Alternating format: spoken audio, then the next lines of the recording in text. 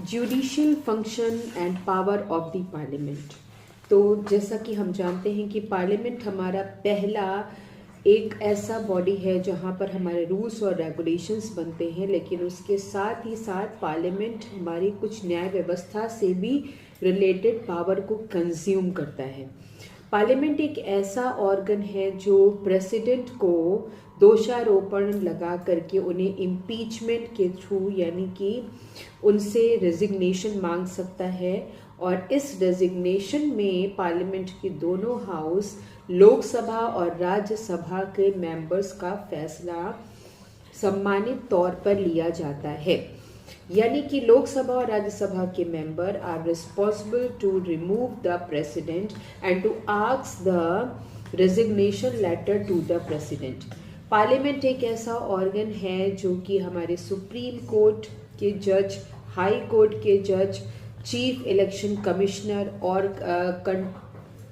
Controller और auditor general, इन सब को भी रिमूव कर सकते हैं अगर उनमें किसी भी तरह का दोष पाया गया या कॉन्स्टिट्यूशन के नॉर्म से हट करके ये लोग अपना वर्क कर रहे हैं।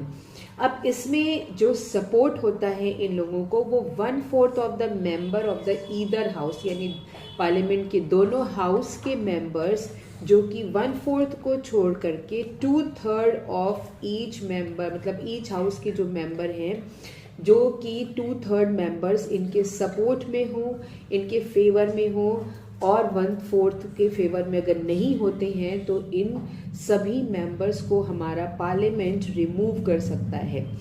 उसके बाद पार्लियामेंट एक ऐसा ऑर्गन है जो कि गिल्टी होने के बाद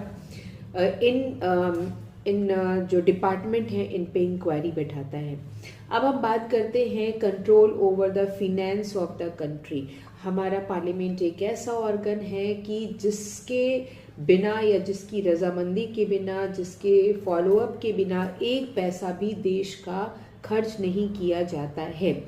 तो पार्लियामेंट एक ऐसा ऑर्गन है जहां पर हमारा एनुअल बजट बनता है, जहां से सोर्स ऑफ इनकम या जो भी एक्सपेंडिचर, जो भी फंड्स वगैरह दिए जाते हैं, जितना भी टैक्सेस वगैरह इम्प्लीमेंट करना है, ये बिना पार्लियामेंट की रजामंदी के या उनके अप्रूवल के पास नहीं किया जाता है। State of the sources of the income या जो भी आइटम्स हैं, एक्सपेंडिचर, जैसे मैंने आपको बताया, वो सब हमारे पार्लियामेंट के द्वारा निर्धारित किया जाता है।